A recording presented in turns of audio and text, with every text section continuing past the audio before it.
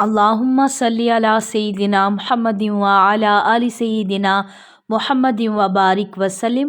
Daily Islamic network YouTube channel پر آپ سب کو خوش آمدید۔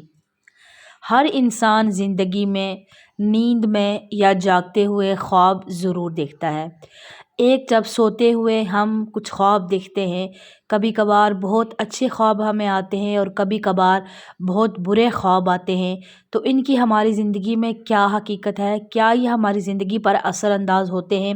اور ایک خواب وہ ہوتے ہیں جو ہم جاگتے ہوئے دیکھتے ہیں۔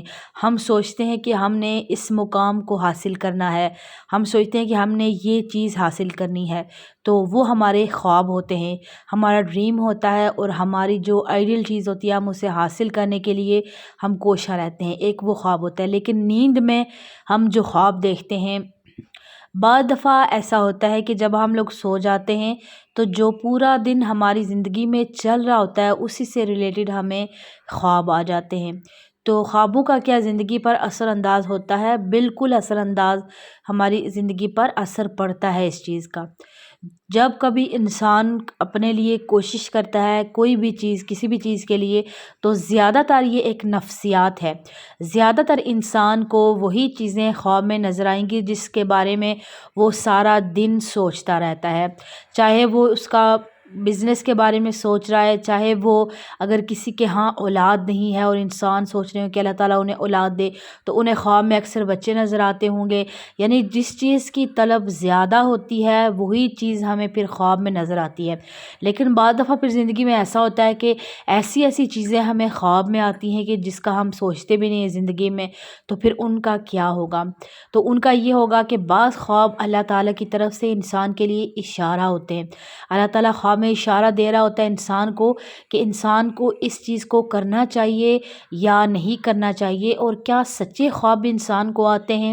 بالکل سچے خواب بھی آتے ہیں انسان کو۔ اللہ تعالیٰ کی طرف سے مدد اور اشارہ ہوتا ہے انسان کے لیے خواب کے ذریعے، تاکہ انسان جو ہے اس سے کچھ سبق حاصل کرے۔ لیکن اگر کسی کو برا خواب آئے تو انسان کو کیا کرنا چاہیے؟ نبی کریم صلی اللہ علیہ وآلہ وسلم نے ارشاد فرمایا کہ اگر کسی کو برا خواب آئے تو وہ اٹھ کر اپنی بائیں سائڈ پر 3 دفعہ تھوکے۔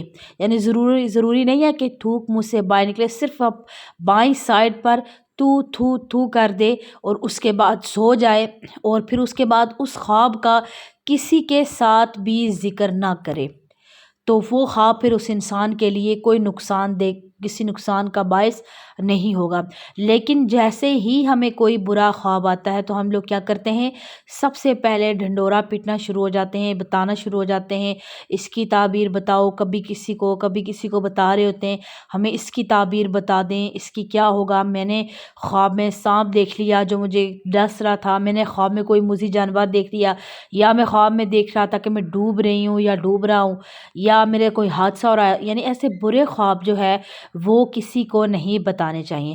نبی پاک کے فرمان کے مطابق کسی کے ساتھ اس کا ذکر نہ کرے تو وہ خواب اس کے لیے بے معنی ہے، یعنی اسے کوئی نقصان نہیں ہوگا۔ تو خواب کا ذکر، برے خواب کا ذکر نہیں کرنا چاہیے۔ اور اسی طرح اگر کسی کو اچھے خواب آئیں، یعنی وہ دیکھ رہا ہے کہ جو اچھے خواب ہوتے ہیں وہ کس طرح کے ہوتے ہیں؟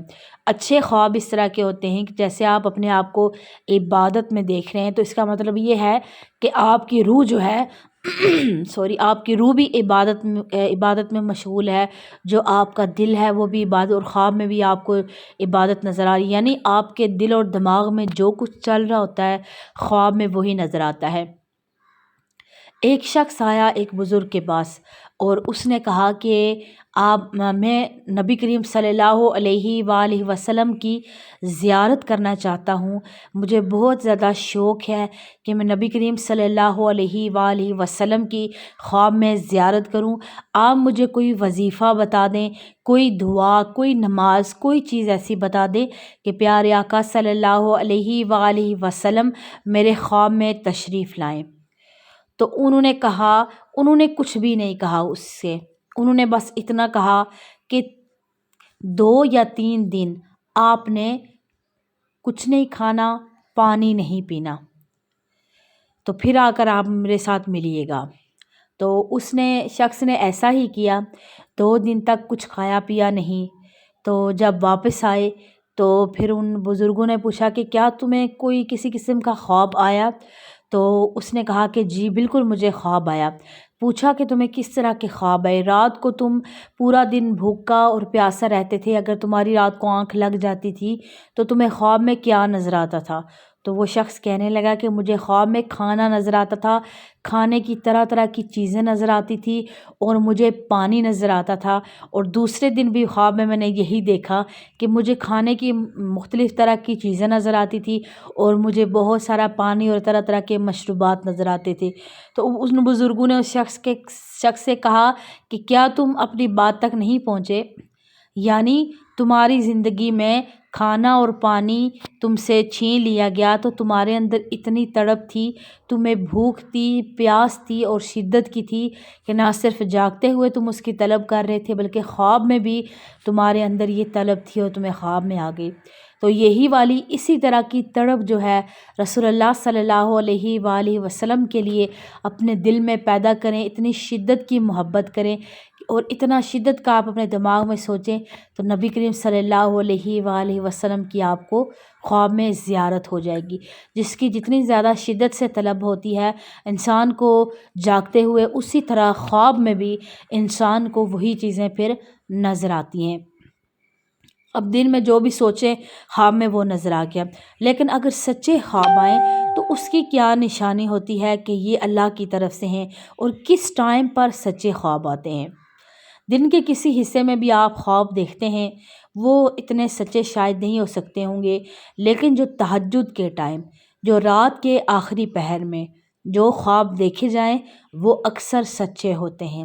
یعنی جو سحری کا ٹائم ہوتا ہے، جس ٹائم ہم لوگ روزہ رکھنے کے لیے اٹھتے ہیں، اس ٹائم ہمیں کوئی خواب آ گیا اور وہ خواب ہم نے دیکھا اور اس کے بعد ہماری آنکھ کھلی کہ کچھ دیر کے بعد کہیں پر آذان ہو رہی تھی، تو سمجھ جائیں کہ وہ والے خواب جو ہے وہ آپ کا خواب سچا ہے، جو کچھ بھی آپ کو دکھایا گیا وہ سچ ہے۔